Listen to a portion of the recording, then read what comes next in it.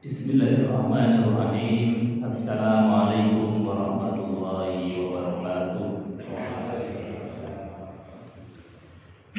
Bismillahirrahmanirrahim. Wa bihi nasta'in.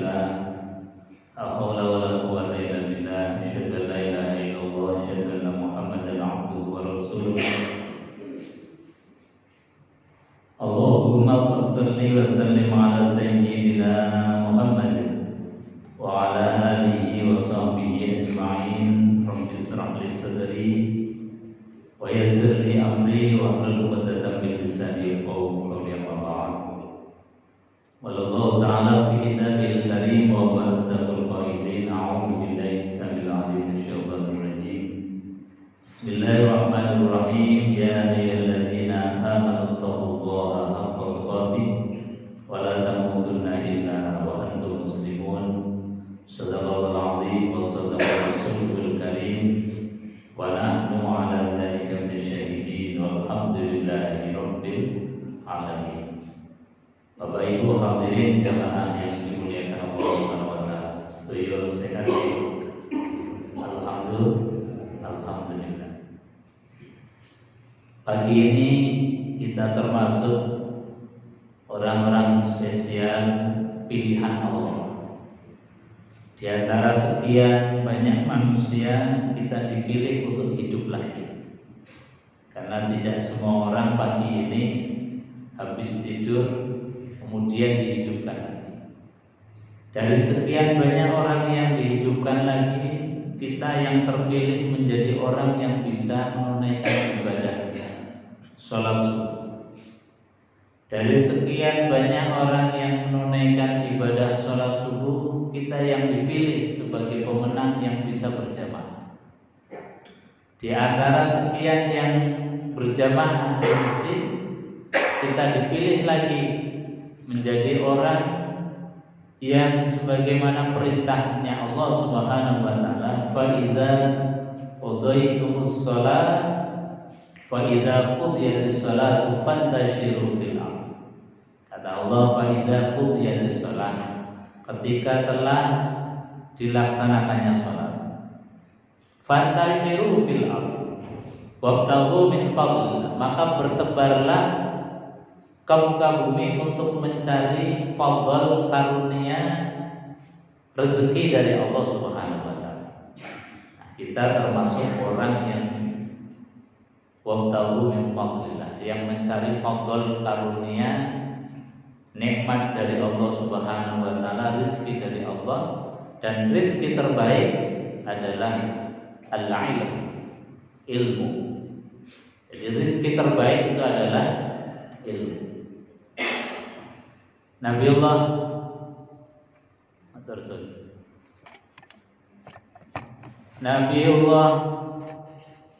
Sulaiman alaihi salatu wassalam. Nabiullah Sulaiman alaihi salatu wassalam disuruh milih harta atau ilmu.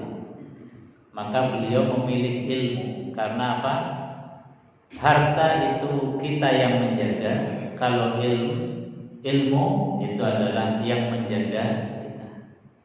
Jadi pagi hari ini kita alhamdulillah ditakdir untuk bisa bareng-bareng mengkaji dan mendapatkan bagian ilmu warisan para ulama, warisan baginda Rasulullah Shallallahu Alaihi Wasallam. Mudah-mudahan ilmu yang kita dapatkan adalah ilmu yang bermanfaat. Amin Allahumma amin. Pagi ini saya akan menyampaikan satu risalah dari kitab Bidayatul Mujtahid, yaitu kitab Ad-Duhaya. Kitab yang membahas khusus masalah tentang kurban. Karena sebentar lagi Idul Kurban, kita sekalian akan melaksanakan kurban. Maka di antara sesuatu yang harus kita lambari dengan ilmu adalah ilmu bagaimana kita berkurban. Karena para ulama mengatakan bahwasanya segala amal apapun bi ghairi ilmi ya'malu mardudatun la tuqbal. Apapun amal yang tidak didasarkan dengan ilmu maka mardud, ditolak, la tuqbalu, tidak diterima oleh Allah Subhanahu wa taala. Maka menjadi wajib apa yang akan kita lakukan kita lambari dengan ilmu. Meskipun kita sudah paham, sudah tahu, tapi karena kurban itu tidak setiap saat, tidak setiap hari, maka ilmu yang sudah kita dapatkan review kembali, kita ingatkan supaya di dalam melaksanakan apa yang kita lakukan yaitu kurban menjadi benar, sah, sesuai dengan tuntunan dari baginda Rasulullah Shallallahu Alaihi Wasallam. Karena memang Allah perintahkan di dalam Al-Quran, Qul sadaqallah fattabi'u millata Ibrahim hanifan. Kata Allah, Qul, katakanlah wahai Muhammad, sadaqallah, maha benar Allah, fattabi'u, ikutilah olehmu sekalian millata Ibrahim hanifan, yaitu millah Ibrahim, ajarannya Nabiullah Ibrahim alaihissalam. Maka ajarannya Nabiullah Ibrahim di bulan Dzulhijjah ini, kalau kita punya harta, diberikan keleluasan rezeki dan kesempatan, ibadahnya adalah ke tanah suci melaksanakan ibadah haji. Kalau kita di tanah air tidak melaksanakan ibadah haji, maka ibadahnya adalah diantaranya berkurban. Maka pagi hari ini kita akan mengkaji kitab Ad-Dhahaya. Di dalam kitab ini ada 4 pokok bahasan. Ini mungkin kalau diterangkan nggak cukup setengah jam atau 1 jam, tapi saya cuplik-cuplik yang penting-penting. Yang pertama, al-awwal fi hukmi dhahaya wa minal mukhatabi biha. Yang dibahas pertama di dalam kitab ini adalah hukumnya berkurban dan siapa yang dihukumi atau diperintahkan untuk berkurban. Yang kedua, fi anwa'id dhahaya, tentang macam-macam hewan yang boleh untuk dikorbankan. Wa sifatiha wa asnaniha wa adadiha, tentang sifatnya hewan yang boleh dikorbankan, umurnya hewan yang boleh dikurbankan, wa adadiha, dan jumlah hewan yang dikurbankan. Yang ketiga, fi ahkamiz zabh, hukum penyembelihan hewan kurban. Dan yang keempat, fi ahkamil luhumid dhahaya, adalah hukum tentang dagingnya hewan kurban. Nah, ini yang poin-poin yang kita akan bahas, mungkin cuplikan-cuplikan yang penting.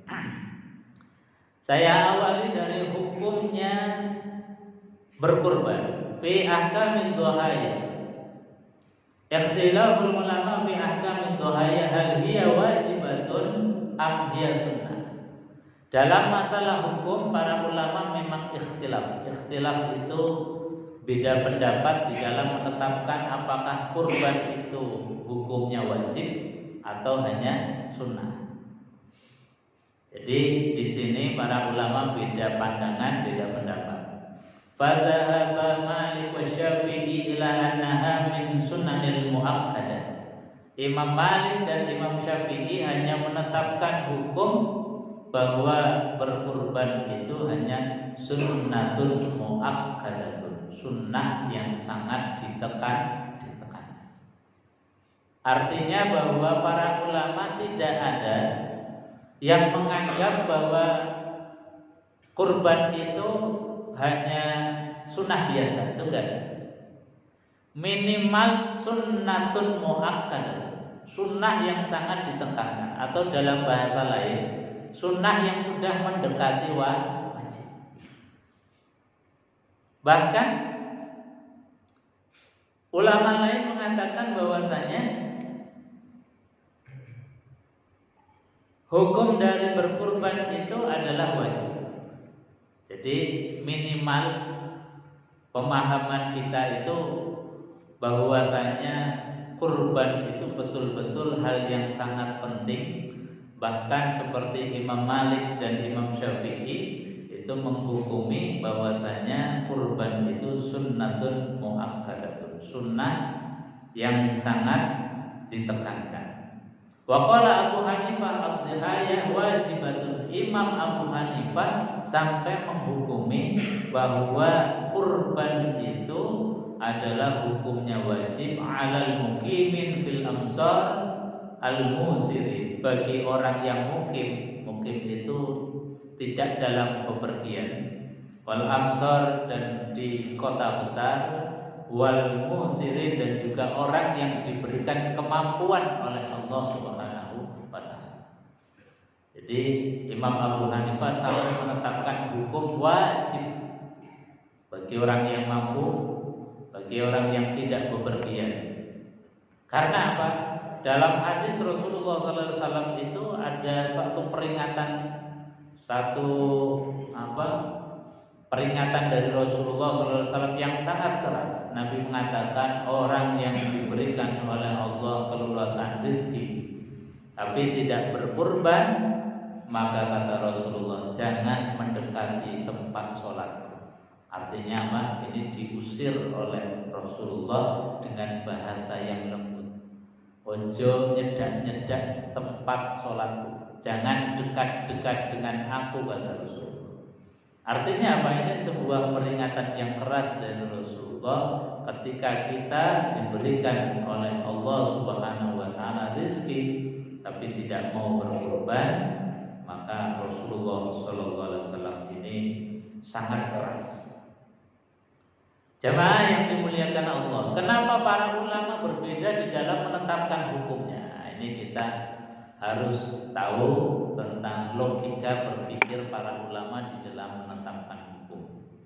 Wa sababu ikhtilafihim syai'an, minimal ada dua sebab yang mendasarkan kenapa penetapan hukumnya kok sampai berbeda. Ahaduhuma hal fi'lu alaihi salatu wassalam fi dzalika mahmulun 'ala al-wujub aw 'ala an-nadab. Jadi yang pertama adalah menetapkan atau melihat bahwa fi'liyah perbuatannya Nabi apakah dianggap sebagai wajib atau dianggap sebagai sunnah. Nah, ini para ulama melihat apakah perbuatannya Nabi ini menunjukkan makna wajib atau hanya makna sunnah. Yang mengatakan wajib bahwasanya mendasarkan kepada perbuatannya Rasulullah sallallahu alaihi wasallam, wa zalika annahu, bahwasanya Rasulullah sallallahu alaihi wasallam lam yatruk ad-dhahaya qattun. Nabi sallallahu alaihi wasallam ini dalam riwayat hadis ini itu tidak pernah meninggalkan berkurban qattun sama sekali.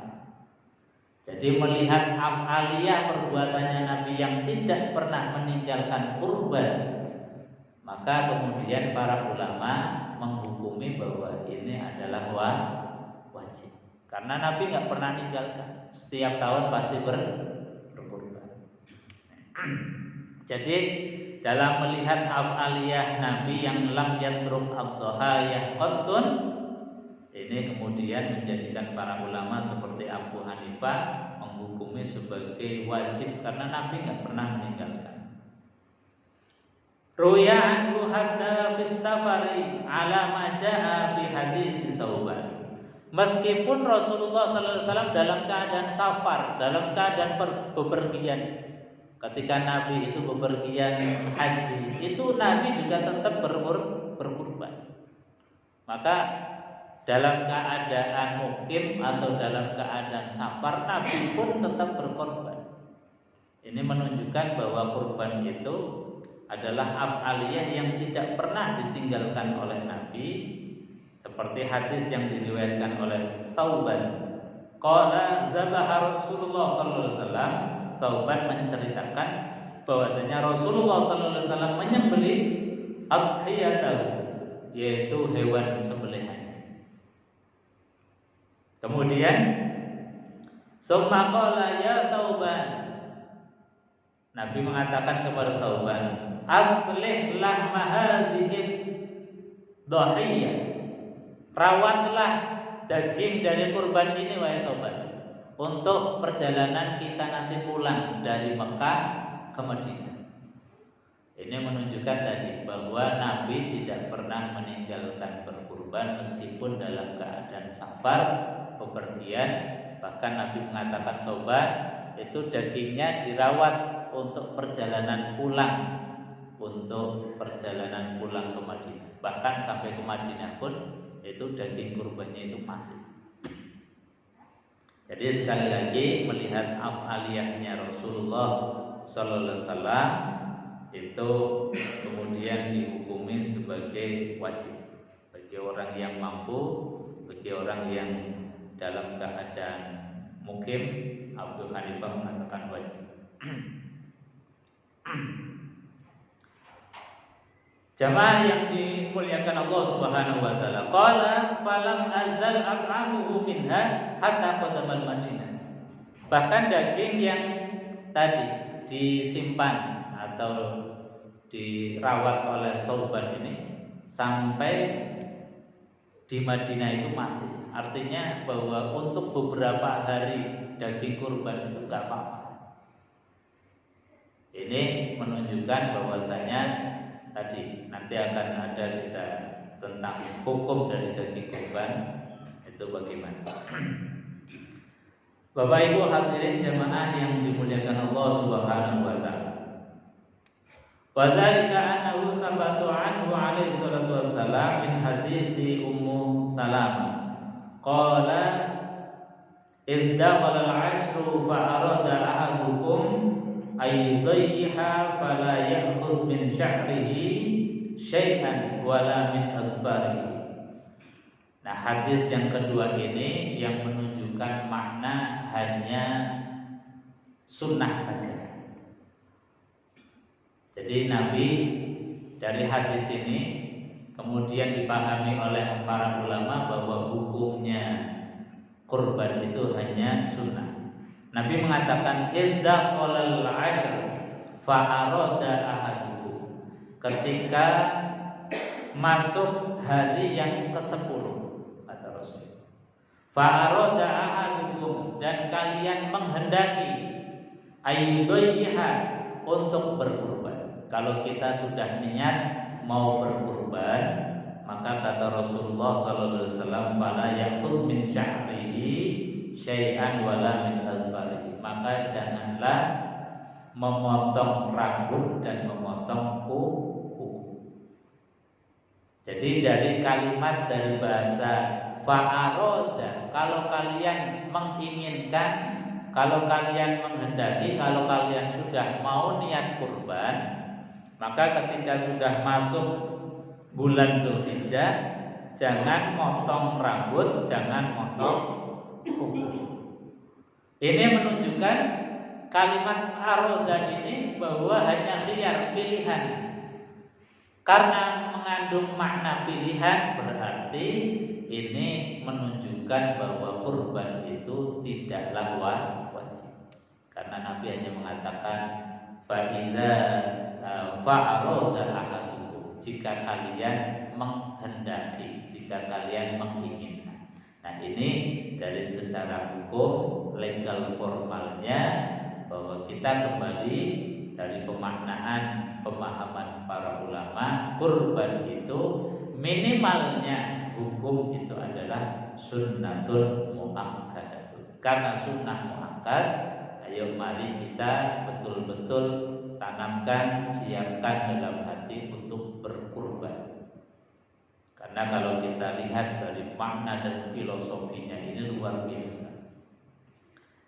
Filosofi dan maknanya adalah ketika baginda Nabiullah Ibrahim alaihissalam itu diberikan oleh Allah itu nikmat yang luar biasa, karunia besar. Berpuluh-puluh tahun Nabiullah Ibrahim itu tanpa putra. Jadi sudah sepuh itu belum dikaruniai putra, belum dikaruniai anak. Orang rumah tangga kok belum dikaruniai anak, itu rasanya ya ada sesuatu yang sangat kurang. Termasuk Nabiullah Ibrahim. Ketika kemudian Nabiullah Ibrahim diberikan karunia putra, lagi senang-senangnya anak, lagi senang-senangnya bermain dengan anak, Tahu-tahu ada perintah dari Allah Subhanahu wa taala, inni ara fil manami azbahuka fandur madza tara. Duhai anakku, tadi malam aku bermimpi. Mimpinya itu di luar logika nalar sehat manusia. Azbahuka, saya disuruh untuk menyembelih engkau. Ini perintah yang di luar nalar manusia, yang sangat berat. Tapi Nabiullah Ibrahim alaihissalam itu orang yang sangat bijaksana. Anak yang mau disembelih saja masih dimintai pendapatnya. Fandur madza tara, kira-kira pendapatmu gimana? Saya disuruh menyembelih engkau, kira-kira pendapatmu bagaimana? Ini yang luar biasa. Jadi Nabiullah Ibrahim alaihissalam itu mengajarkan apapun yang Allah perintahkan, seyogyanya ini kita diskusikan, kita dialogkan, supaya ketika kita melaksanakan satu perintah itu betul-betul semuanya nyaman. Ini Nabiullah Ibrahim alaihissalam mengajarkan bahwa musyawarah, diskusi, dialog itu lebih baik. Ini lebih dikedepankan dibandingkan dengan ego pribadi. Meskipun wahyu itu pasti benarnya. Meskipun andai kata Nabiullah Ibrahim itu langsung menyembelih anaknya yaitu Nabiullah Ismail, itu pun gak salah. Tapi apa yang dilakukan oleh Nabiullah Ibrahim, mengajak putranya yang mau disembelih, mengatakan fandur madza tara, kira-kira pendapatmu bagaimana? Karena keikhlasan dari kedua belah pihak, Nabiullah Ibrahim yang ikhlas luar biasa. Meskipun itu putra yang paling tercinta, meskipun putra yang sudah diharapkan lama, dan juga Nabiullah Ismail juga ikhlas menerima apa yang dititahkan oleh Allah Subhanahu wa taala, semua ikhlas, maka Allah dengan keikhlasan semuanya itu mengganti dengan sesuatu yang luar biasa. Allah datangkan domba dari surganya Allah. Ini maknanya apa? Kalau kita itu tunduk dan taat terhadap apapun perintah Allah, tidak usah pikir panjang lagi, tapi kita hanya sami'na wa ata'na, Allah insyaallah akan ganti rizki yang kita kurbankan, uang yang kita belikan untuk kurban, maka tidak akan lama lagi Allah akan mengganti dengan sesuatu yang lebih baik. Dan Allah pun hanya memerintahkan kepada kita untuk menyembelih hewan kurban, tidak diperintahkan untuk menyembelih anak kita. Karena tadi dengan keikhlasan Nabiullah Ibrahim, keikhlasannya Nabiullah Ismail, kemudian ini menjadikan kemudahan bagi kita sekalian. Karena kita sudah dimudahkan, ayo kita berbondong-bondong bersemangat di dalam ibadah kurban. Karena Allah hanya minta dua hal atas kita. Allah sampaikan di dalam Al-Quran, inna a'toinakal kautsar fasholli lirabbika wanhar inna syani'aka wal abtar. Kata Allah, inna a'toinaka, sesungguhnya kami telah memberikan kepada engkau wahai Muhammad al-kautsar. Al-kautsar makna dari para ahli tafsir itu ada dua. Yang pertama, al-kautsar bagi Rasulullah itu diberikan hak prerogatif, yaitu nanti di surga itu ada telaga, ada sumber mata air namanya al-kautsar. Jadi ada telaga Kautsar yang disifati siapa saja yang minum satu teguk air dari telaga Kautsar itu tidak akan pernah haus untuk selama-lamanya. Mudah-mudahan kita sekalian ini termasuk orang yang bisa minum air dari telaga Kautsar. Amin Allahumma amin. Ini Al-Kautsar yang pertama. Al-Kautsar yang kedua adalah nikmatul katsir. Nikmat yang banyak. Jadi kata Allah, aku telah memberikan kepada kalian semua nikmat yang banyak. Dan memang nikmatnya Allah yang diberikan kepada kita itu tidak terhitung jumlahnya. Yang nempel di tubuh kita saja, dari ujung rambut sampai ujung kaki itu, kalau kita mau hitung nggak akan bisa. Saking banyaknya nikmat. Itu yang nempel di kita aja. Belum yang dari sejak kecil kita, bahkan mungkin dari kita masih berada di rahim ibu kita sampai sekarang, apalagi kita sungguh tidak akan bisa menghitung nikmat Allah. Karena kita tidak bisa menghitung nikmat Allah yang begitu banyak, Allah hanya minta dua hal. Fasholli li rabbik, kemudian wanhar, sholatlah kata Allah, dan juga berkurbanlah. Jadi sholat, berkurban ini sebagai manifestasi bentuk rasa syukur kita kepada Allah Subhanahu wa taala. Bapak Ibu hadirin jemaah yang dimuliakan Allah Subhanahu wa taala. Ini melihat dari segi hukumnya, maka saking pentingnya seperti misalnya sahabat Bilal bin Rabah. Bilal bin Rabah itu muazzinnya Rasulullah yang dulunya budak. Waruya an Bilal, diriwayatkan dari Bilal, annahu dhahiya bidikin, saking penginnya beliau itu untuk berkurban, melihat para sahabat itu ada yang kurban unta, ada yang kurban domba, beliau hanya punya ayam jantan. Saking penginnya kurban itu, kemudian beliau korbankan ayam jantannya. Maknanya apa? Sebagai ketundukan kita kepada Allah di Yaumin Nahr. Yaumin Nahr itu artinya hari di mana kita menumpahkan darah, menyembelih hewan. Namanya saja Yaumun Nahr, hari Idul Adha. Jadi tanggal 10 Zulhijjah itu disebut sebagai Yaumun Nahr, hari di mana kita itu mengalirkan darah dengan menyembelih hewan. Maka sahabat Bilal yang tidak punya apa-apapun rasanya pengen untuk di hari itu mengalirkan darah. Akhirnya apa? Dia hanya punya ayam jantan, beliau sembelih.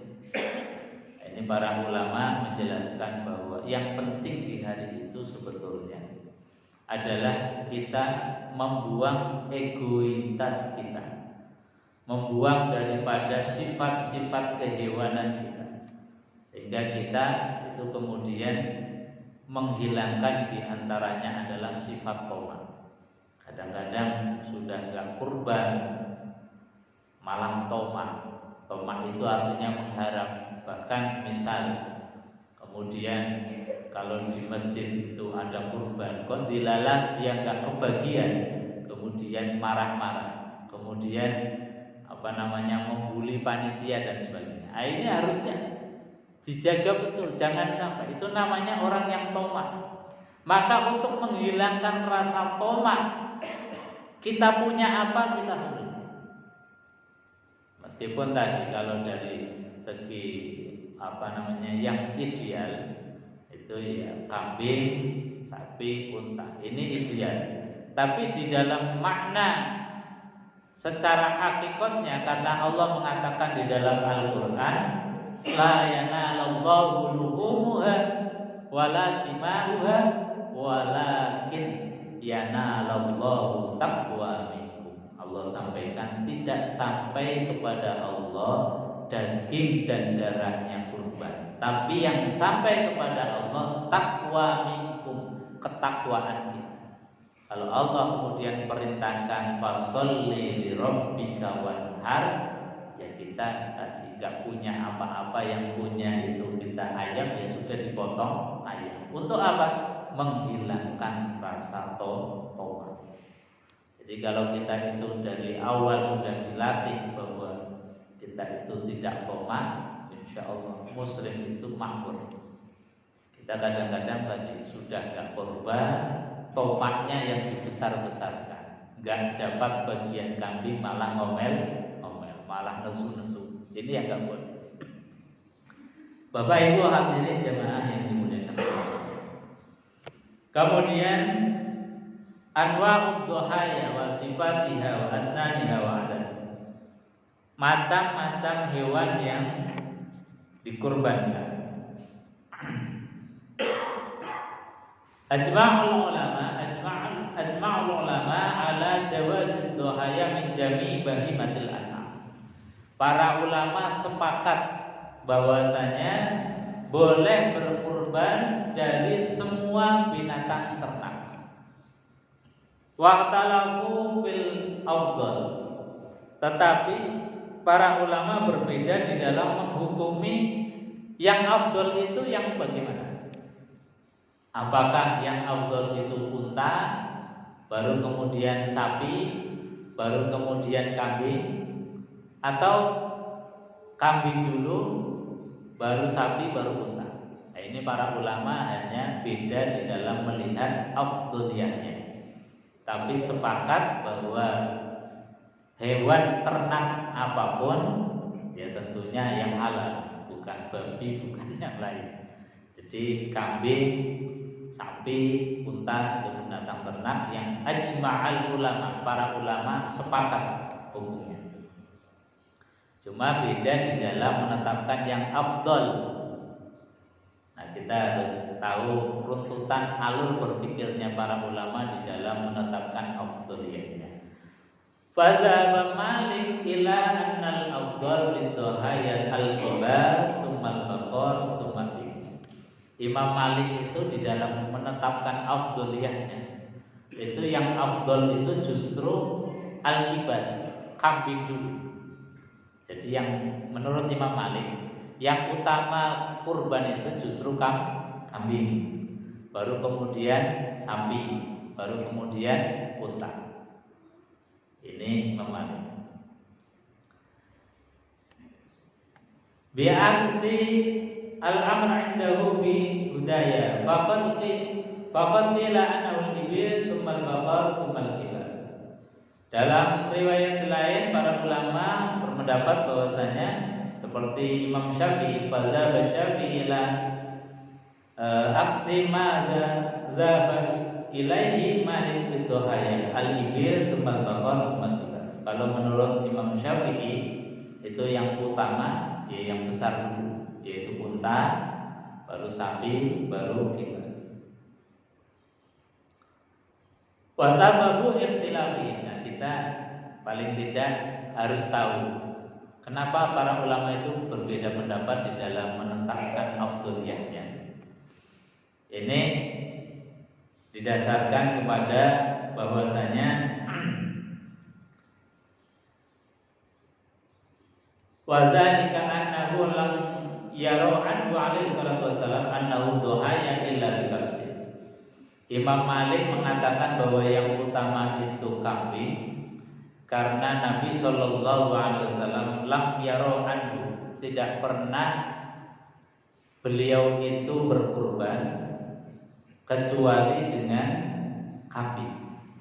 Jadi kalau Nabi itu kurban, itu kurbannya pakai kambing. Riwayat lain yang mengatakan Nabi itu berkurban unta 100 unta yang beliau sembelih itu 63. Itu riwayat yang mengatakan bahwasanya itu dari para sahabat-sahabat Rasul. Tapi kalau Nabi SAW itu kurban, itu kurbannya dengan kambing. Makanya kemudian para ulama seperti Imam Malik mengatakan yang utama itu adalah kambing, baru kemudian sapi, baru kemudian unta. Bahkan adzalika dalilun ala annal kibas fid dhuhaya afdal. Makanya kemudian berkurban kambing itu menurut Imam Malik itu afdal, lebih utama. Tapi Imam Syafi'i itu mendasarkan kepada hadis yang menjelaskan tentang keutamaannya sholat Jumat. Nabi mengatakan man ra'a fi sa'atil ula faka'annama qurba badana wa man raha fi sa'ati tsaniyah fa ka'annama qarraba baqara wa man raha fi sa'ati tsalitsah fa ka'annama qarraba kabsha. Nabi mengatakan barang siapa yang sholat Jumat kemudian datangnya di kloter awal, maka dia diberikan pahala seperti pahalanya orang yang berkurban unta. Dan barang siapa yang sholat Jumat berangkatnya di kloter yang kedua, maka dia seperti orang yang berkurban sapi. Dan barang siapa yang sholat Jumatnya itu belakangan di kloter yang ketiga, maka dia seakan-akan atau diberikan pahala seperti pahalanya orang yang berkurban kambing. Nah, dari hadis ini kemudian Imam Syafi'i memberikan penetapan afdholiyahnya, yang utama ya unta, ya sapi, ya kemudian baru kambing. Tapi kalau lihat dari af'aliyah perbuatannya Rasulullah, la ro'a alaihi salatu wassalam, bahwa tidak pernah dilihat Rasul ketika berkurban illa bikabshin, kecuali beliau menyembelih dari kambing. Ini tentang anwa'ud dhuhai. Kemudian langsung pada ahkamuz zabh, hukum tentang penyembelihan. Fa innahum ittafaqu ala anna zabhi qabla shalah la yajuzu li thubuti qauli alaihi salatu wassalam. Ini penting. Fa innahum ittafaqu, para ulama bersepakat ala anna zabh, bahwasanya penyembelihan qabla shalah, sebelum salat Idul Adha, la yajuzu, tidak boleh, li thubuti qauli alaihi salatu wassalam, sebagaimana penetapan dari Rasulullah SAW dalam sebuah hadis. Rasulullah bersabda, man zabaha qabla shalah fa innaha yashatul lahmin, barang siapa yang menyembelih sebelum sholat Idul Adha dilaksanakan, fa innaha yashatul lahmin, maka itu hanya penyembelihan biasa, bukan termasuk kurban. Ini yang kemudian jadi harus hati-hati kita, khususnya panitia. Nah, sampai kemudian panitia dititipi oleh masyarakat jamaah, malam-malam kambingnya keciret. Kambingnya keciret, sudah kecet-kecet, kalau nunggu sampai besok pagi eman-eman, kemudian disembelih malam-malam. Nah, sembelih malam-malam ini itu sembelihannya sah, tapi tidak masuk pada kriteria sebagai kurban. Makanya panitia harus hati-hati untuk menjaga, karena ini amanah dari jemaah. Jemaah yang dimuliakan Allah Subhanahu wa taala. Kemudian langsung pada fi ahkamil luhumid dhuhai.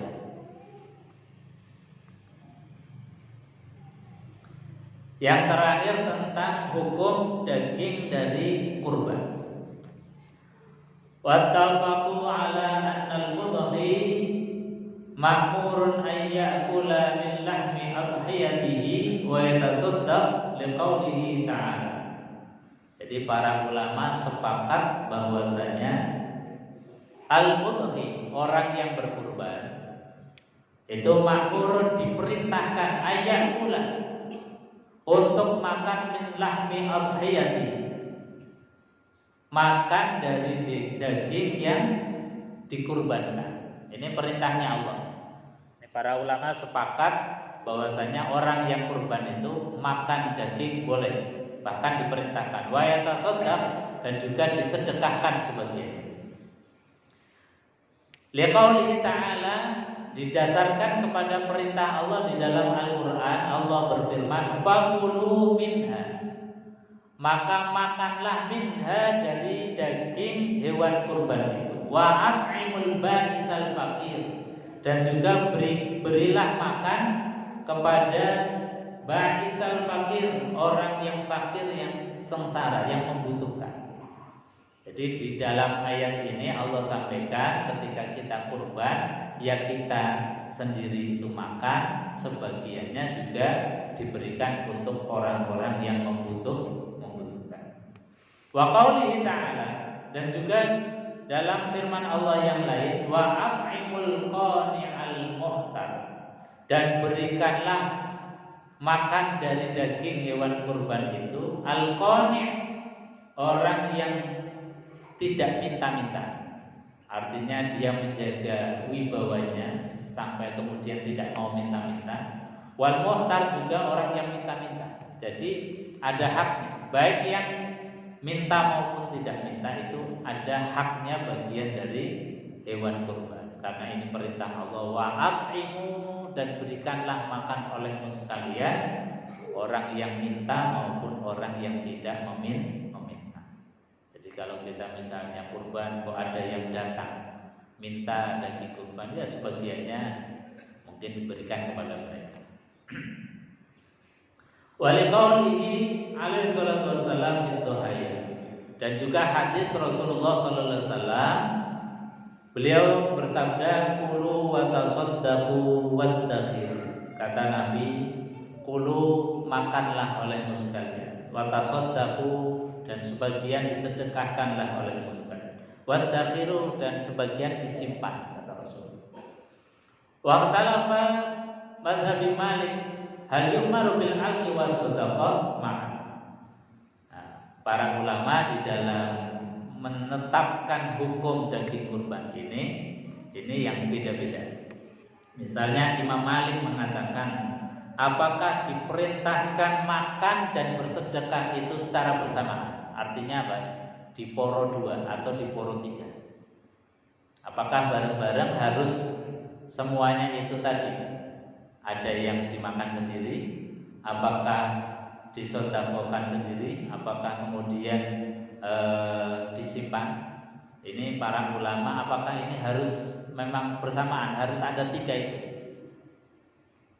Ahwa mukhayyarun baina ayyaf'ala ahadil amrayn. Apakah hanya khiyar saja? Khiyar itu pilihan antara misalnya kita makan atau kita sedekahkan semua. Nah, di sini ada perbedaan para ulama. Jadi kalau melihat tadi, kalau Nabi mengatakan bahwa kulu wa tasaddaqu waddakhiru, maka ya menurut para ulama di pro 3, yang sepertiga itu untuk kita dimakan kita sendiri, yang sepertiga disedekahkan, yang sepertiga itu ad-dakhiru, disimpan sebagai tadi untuk persediaan. Kalau Nabi itu disimpannya persediaan untuk perjalanan pulang beliau dari Mekah ke Madinah. Itu kan perjalanan yang panjang dan cukup lama. Hadirin jemaah yang dimuliakan Allah Subhanahu wa taala, wal ulama muttafaqun fima 'allamta annahu la yajuzu bainal. Jadi tentang tadi untuk daging kurban ada 3. Kemudian yang berkaitan dengan kulit dengan daging kurban, apakah boleh dijual atau tidak, ini yang sering menjadi polemik. Ini disebutkan oleh para ulama. Wal ulama muttafaqun, para ulama sepakat fima alamta annahu la yajuz, bahwasanya kami diajarkan atau kami mengetahui bahwasanya annahu la yajuzu bai'ul lahmi, tidak diperkenankan, tidak dibolehkan untuk menjual daging dari hewan kurban. Waqtalafu bima jilduha, berbeda dengan kulitnya hewan, wa sya'riha, dan juga rambutnya hewan. Maka sebagian ulama, jumhur ulama itu menghukumi, jadi al-jumhur, faqala al-jumhur, jumhur kebanyakan para ulama menghukumi la yajuzu bai'u, tidak diperkenankan untuk menjual dari kulit atau tulang dari hewan kurban. Meskipun ada sebagian ulama seperti Imam Abu Hanifah yajuzu bai'i bi ghairi darahima wa dinar. Jadi membolehkan menjual tapi tidak dengan uang, tapi barter barang. Itu masih ada kebolehan menurut Imam Abu Hanifah. Jadi Bapak Ibu hadirin jemaah yang dimuliakan Allah, untuk menjaga supaya kita itu tetap dalam keadaan cari yang afdal, cari yang utama, maka pilihlah di antara pendapat-pendapat para ulama yang jumhur atau yang kuat, sehingga tidak ada ikhtilaf tantangan di masyarakat kita. Saya kira itu untuk kajian pagi hari ini. Mungkin sebelum ditutup ada yang mau ditanyakan atau ditambahkan, monggo silakan. Kalau